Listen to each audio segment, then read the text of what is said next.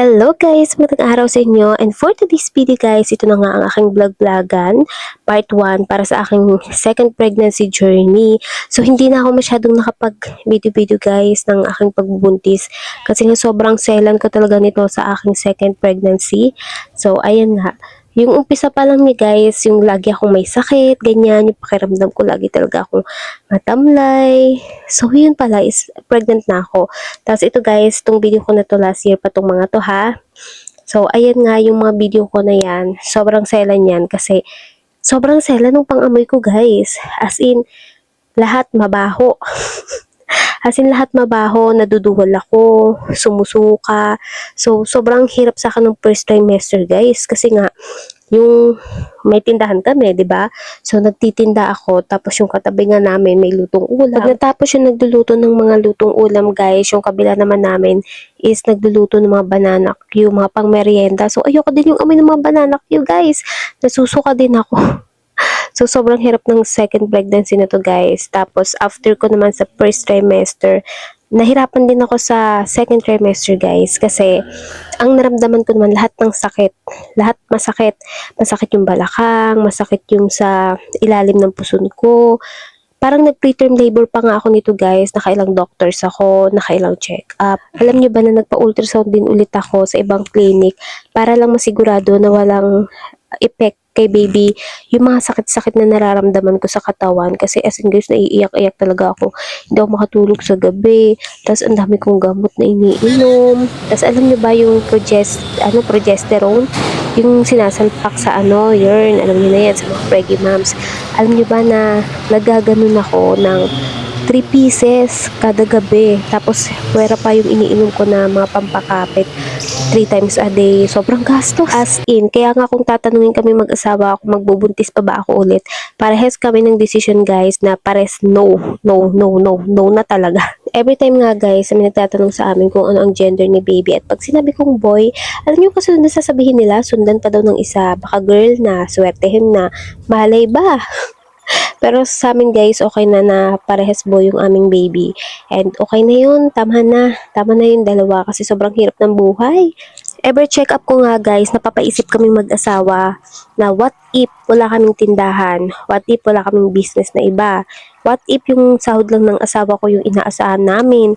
Tapos, ayun guys, sa lahat ng binabayaran namin, Diyos ko, kawawa talaga kami kasi kami nga yung mga tipo ng tao na hindi umaasa sa tulong ng iba. So, maipon naman kami guys na mag-asawa. So, alam ko nabanggit ko na to dati na maipon talaga kami, may savings kami. Kahit before pa nung mga nakakay Dane Ethan, may savings kami noon.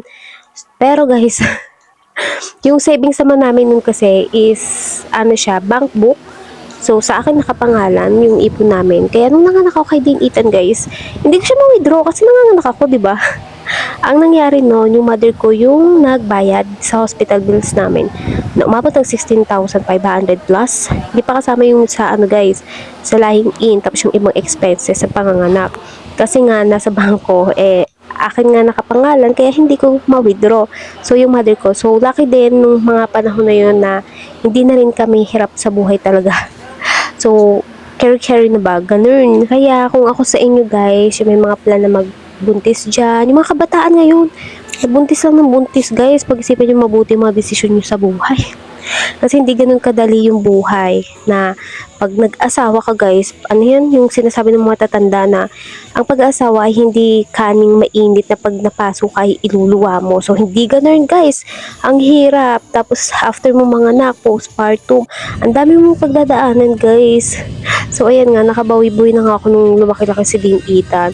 Tapos, ito nga, back to zero na naman kami, medyo nangangapa na naman ako kasi hindi ko alam basta alam mo yun, kapag malayo pala yung agwat ng anak mo, parang nangangapa ka na naman kung paano yung mga gagawin mo. Pag inisip mo naman na sinundan mo sana agad para isang palakihan na lang, yung katulad na sinasabi ng ibang tao guys, na dapat magkasunod na lang para isang hirap lang, pero paano yun, may gumagapang ka, may tumatakbo ka, kahit anong angulo yata ng tignan mo guys ng pag-aanak, basta lahat mahirap kahit anong part pa yung piliin mo. Basta guys, isa lang yung masasabi ko, once na magdesisyon kayo na pumasok sa isang pamilya o bumuo kayo ng pamilya, dapat prepare kayo. So, mentally, physically, emotionally. And the most important thing guys is dapat prepare din kayo ng financially. Kasi guys, hindi na uso yung mahal kita, mahal mo ako.